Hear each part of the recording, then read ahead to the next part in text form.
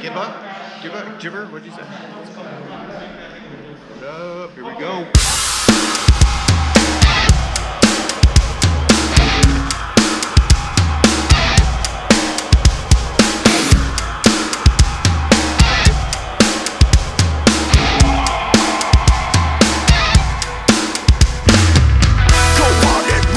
I found out about breaking the sequence when Andy sent me the music.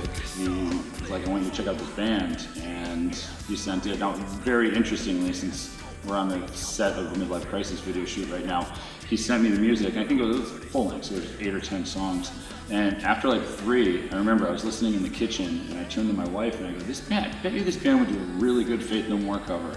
And sure enough, like 2 songs later, it's Midlife Crisis, which was, I guess that's a good sign. But yeah, I heard about it from Andy. This is the second time with this band where I've kind of come out of my house on lockdown. I saw them at SIR Studios, and like I remember like they started playing live, and I almost got emotional because like I hadn't seen a live band since February. And it was it September when we saw them? Yeah. It was so, moving to see live music, and it reminded me how much I love seeing live music, how much I love working with it. And the same today, I came down and saw a video shoot. I haven't been on a video, I probably haven't been on a video shoot in 2020. The interesting thing about this video is that everybody's a huge Faith No More fan, so it just makes perfect sense. They're doing it as a tribute, they're doing it as an homage to Faith No More, and what I've never seen anybody actually approach the video as a tribute to the original video, and that was really exciting.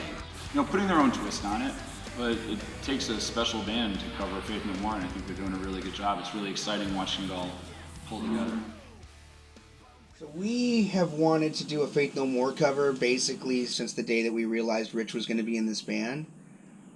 Even when we were listening to Rich's audition tapes, we kind of got a patent vibe from him and thought we could do something pretty cool with it. And when we decided to do Midlife Crisis, which is one of my personal favorite tracks, the challenge is that we don't have a keyboardist in this band. So it was really fun for me to try and transpose everything from Roddy's keys over to guitar and find the right tones and pull off the sample part. Was really, really, really cool. Ever since I joined this band, these guys have wanted to do a Faith No More cover, and my answer to them was always no, no way. It wasn't until we were on tour, I think it was in Utah of all places, that I heard the live version of Midlife Crisis. And the live version is a slightly faster tempo, the vocals are slightly more aggressive. So I immediately heard how we could put our own spin on it, so I agreed to do it. We got back from tour, we learned it and recorded it, and originally we wanted to release it as kind of like an Easter egg on our EP or album, whatever we were going to release back then. And then management heard it, and they persuaded us to release it as a single. So the second they said that, I thought in my head, I was like, hey, how about we just remake the actual Midlife Crisis video and make it a full tribute to Faith No More. Bands will normally cover songs, but they don't normally cover the video too. So I thought that would be really cool to do that. So we got with Matt Zane, and Matt was able to figure out all the lighting and all the shots and everything, and we basically tried to do it shot for shot. Now mind you, we don't have the same mannerisms as Faith No More. No human has the same mannerisms as another, but we tried to do it in the same vein. I think at the end of the day, though, we did a good job making it a tribute to them. I knew that having to emulate a video and go back to something that was originally shot some time ago was going to be somewhat challenging, especially because this video is very unique in terms of the shutter speed and the color palette, things of that nature, and then of course also having to match a lot of the editing and so on and so forth. It was going to be difficult in some spots to be able to recreate. But that's when I realized that there was no way we were going to get a bunch of horses and stunt guy to be being quartered by the horses, and it just seemed a little too lofty of a goal and somewhat dangerous to try to recreate that. So I had to think of a way to still bring back the original video's vibe, but create something with the band in it. So what I ended up thinking about doing was projecting the original video onto the band, and it ended up becoming my favorite part of the video. I just really like the way that it came out, because you're watching the video and you think that you have it figured out, and you think you have the idea figured out, and then all of a sudden there's something completely new when the bridge kicks in.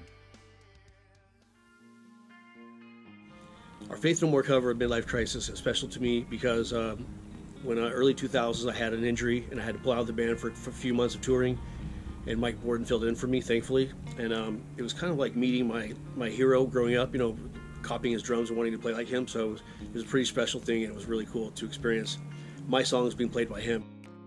It's just amazing to be able to hear David Silveria's groove within the context of the new music that they're doing, just to be able to hear that type of drumming come back, because it's so it's just so identifiable, and it's just great to hear him back now in another band, just making, you know, really great music and doing really interesting things with this band, like this video, and creating in a way that just hasn't been done before.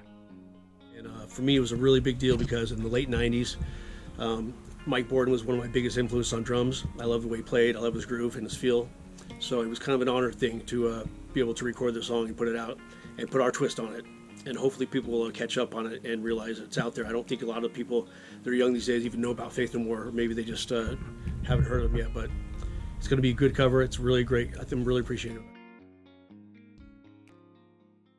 I've known David on and off for years and years and years, you know, from being on the road with him, with Pantera, with Zombie, with all of the bands that I've worked with, and we always remained friends. And he called me one day and said, I got something new, you check it out. And I'm like, yeah, I always love to check shit out, you know. And I frankly wasn't really looking for anything. I'd kind of made that decision, the bands I'm looking after, is, you know, and but I'm like, you know, if it's someone like David calling, you gotta take a listen. And I listened, I was like, this is kind of cool. And I'd just done a new deal with Paul, that we're managing some stuff together, and then he, you know, kind of was into it.